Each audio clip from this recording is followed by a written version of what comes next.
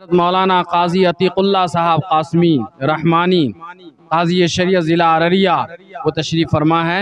मैं उनसे बड़े ही अदब व एहतराम से गुजारिश कर रहा हूँ कि वो मिंबर पर तशरीफ़ लाएँ और अपने मवाइज़ हसना से हम सबको मुस्तफ़ीज़ होने का मौका इनायत फरमाएं। बिस्मिल्लाहिर्रहमानिर्रहीम अल्हम्दुलिल्लाहि रब्बिल आलमीन वस्सलातु वस्सलामु अला रसूलिहिल करीम अम्मा बाद फ़क़द क़ाल अल्लाहु तआला फ़िल क़ुरानिल मजीद वल फ़ुरक़ानिल हमीद अऊज़ु बिल्लाहि मिनश शैतानिर रजीम बिस्मिल्लाहिर रहमानिर रहीम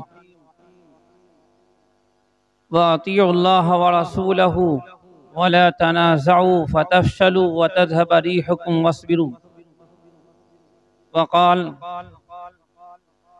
फ़इन तनाज़अतुम फ़ी शैइन फ़रुद्दूहु इलल्लाहि व रसूल इन कुन्तुम तुअमिनून बिल्लाहि वल यौमिल आखिर सदक़ल्लाहुल अज़ीम वक़ाल नबिय्यु सल्लल्लाहु अलैहि वसल्लम अल मुअमिनु कल बुनियान यशुद्दु बअदुहु बअज़ा वक़ाल अल मुस्लिम अखुल मुस्लिम औ कमा क़ाल अलैहिस्सलातु वस्सलाम।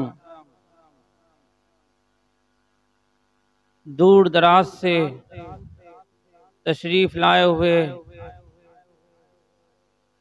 तमाम सामीईन किराम और इस मोहल्ला के रहने वाले तमाम बाशिंदगान, आप तमाम हजरात के लिए ये लम्हा बहुत ही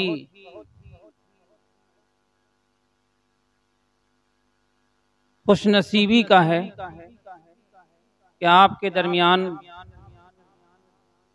हिंदुस्तान की बहुत ही मोतबर और मुस्तनद तंजीम all India Muslim personal law board के रुकन all India Muslim personal law board, जिसकी आवाज़ हुकूमत भी सुनती है, उसके रुकन हज़रत मौलाना मुफ्ती काजी वसी अहमद साहब कासमी दामत बरकातुहुम तशरीफ़ लाए हुए हैं, जो इमारत शरिया बिहार, उड़ीसा, झारखंड के नायब काजी भी हैं।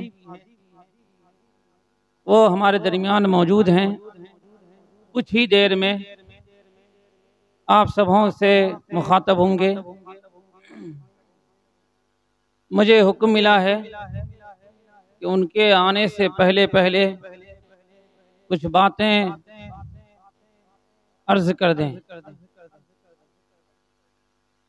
हज़रात गिरामी, हम लोग बशमूल काजी साहब जो इमारत शरिया फुलवारी शरीफ पटना से तशरीफ लाए हुए हैं, मगरिब बाद कुछ देर के बाद यहाँ आ चुके हैं। लेकिन सूरत हाल ये है कि ये जो मस्जिद की जो जगहें हैं, अगर इस मस्जिद की जगह को देखें और आबादी को देखें तो आबादी के लिहाज से ये मस्जिद तंग पड़ जानी चाहिए। लेकिन आवाज पे आवाज लगाई जा रही है और हमारी सूरत हाल ये है कि हम जगने को तैयार नहीं हैं, हम यहाँ पर आने को तैयार नहीं हैं। मैं सुन रहा हूँ, यहाँ से उलमा आवाज लगा रहे हैं, आ जाएं, आ जाएं, पैगाम लेकर के आए हैं, पैगाम देने के लिए आए हैं, सुने। लेकिन सुन रहे हैं इस कान से और इस कान से निकाल दे रहे हैं। मैं देख रहा हूं चेहरों को, दूर दूर से लोग आ चुके हैं, लेकिन करीब के लोग अभी तक नहीं आए हुए। जितना आना चाहिए उस तरह नहीं आए हैं। सच्चाई यही, मैं भी देख रहा हूँ, चेहरों से कुछ ना कुछ तो पहचान ही रहा हूँ। इसलिए अभी भी अगर मेरी आवाज पहुंच रही है गांव वालों के कानों में, उनसे मैं गुजारिश करूंगा कि आप इस मस्जिद में आ जाएं और हजरत काजी साहब के पैगाम को लेकर के जाएं। अगर आप उनका पैगाम लेकर के जाएंगे, आपको दुनिया में भी कामयाबी मिलेगी और आखिरत में भी कामयाबी मिलेगी। इसलिए कि वो कोई और चीज सुनाने नहीं आए हैं, वो अल्लाह और अल्लाह के रसूल का जो हुक्म है वो बयान करने के लिए आए हैं। हिंदुस्तान के जो हालात हैं वो बताने के लिए आए हैं। आपको बताएंगे, आपको समझ में आएगा क्या चल रहा है। अभी हम और आप घरों में बैठे हुए हैं, हमें कुछ खबर नहीं है क्या बाहर में हो रहा है, हुकूमतें हमारे खिलाफ क्या कर रही हैं। ये कायद, ये रहनुमा गाहे बगाहे आते रहते हैं ताकि वो बताएं क्या चल रहा है, आपको क्या करना चाहिए। मेरे भाइयों, मैं इस मौके से सिर्फ और सिर्फ एक पैगाम देना चाहता हूँ। कुरान मजीद की मैंने आयत करीमा तिलावत की, वातिउल्लाह व रसूलहु वला तनाज़उ फतफशलू व तज़हब रिहुकुम वस्बिरू। अल्लाह और अल्लाह के रसूल की मानो, वला तनाज़उ, आपस में लड़ाई झगड़ा मत करो। लड़ाई झगड़ा करोगे तो क्या होगा, कुरान मजीद ही में बयान किया जा रहा है, फतफशलू, नाकाम और नामुराद हो जाओगे। और आगे कहा जा रहा है वतज़हब रिहुकुम, और तुम्हारी हवा उखड़ जाएगी, तुम किसी काम के नहीं रह जाओगे।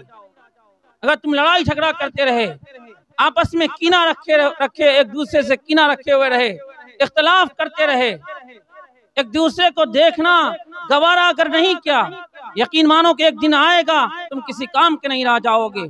कुरान मजीद ये ऐलान कर रहा है।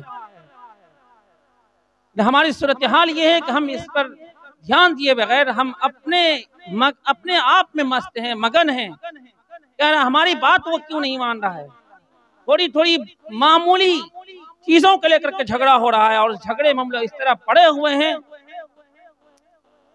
कि वो झगड़ा आंगन से लेकर के दरवाजा, दरवाजा से लेकर के समाज, माशरा होते हुए वो पहुंचता है अररिया कोर्ट, और वहां जाकर के दम लेते हैं। दम भी नहीं, वहां तो और दमादम हो जाता है, और मामला इतना बिगड़ता है, उम्र बर्बाद हो जाती है और पैसे बर्बाद हो जाते हैं।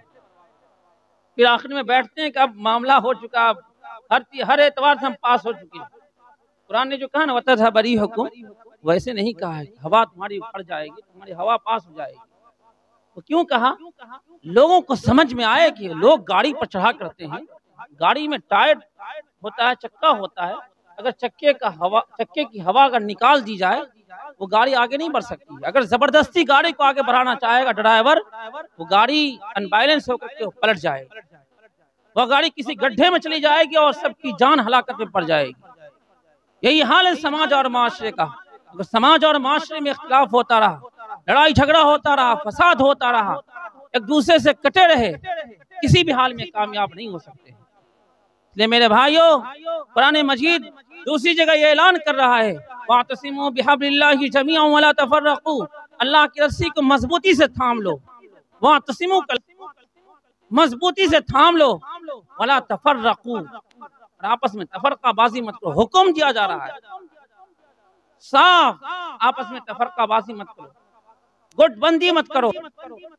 बिरादरी के मामले को लेकर के हम फला हैं और तुम फला हो, वो फला हैं, बिरादरी के मामले को लेकर के गुटबंदी मत करो, बल्कि एक प्लेटफॉर्म पे आ जाओ जो इस्लाम पैगाम दे रहा है। कलमे वाहिदा की बुनियाद पे एक प्लेटफॉर्म पे आ जाओ कि अल्लाह की सिवा कोई माबूद नहीं, मोहम्मद सल्लल्लाहु अलैहि वसल्लम अल्लाह के रसूल। अगर तुम ये इकरार कर रहे हो, एक जगह जमा हो जाओ और जमा होकर के कोई फैसला लो। अगर तुम फैसला लेते हो इत्तेहाद के साथ, इत्तेफाक के साथ, तो तुम कौमों की तकदीर बदल सकते हो।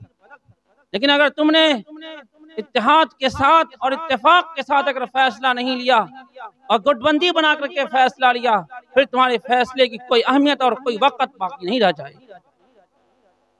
मेरे भाइयों, इस पर तवज्जो देने की जरूरत है।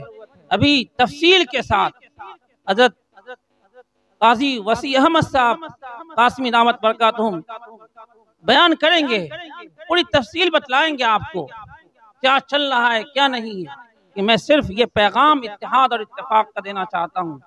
लेकिन अगर इसी समाज और माशरे में एक जगह रहते हैं, अगर किसी वजह कर किसी से झगड़ा हो गया, कभी लड़ाई हो गई, इख्तिलाफ अगर हो गया, चाहिए ये कि फौरन एक दूसरे को ये समझे कि अरे फौरन माफ कर दें, हो गया है।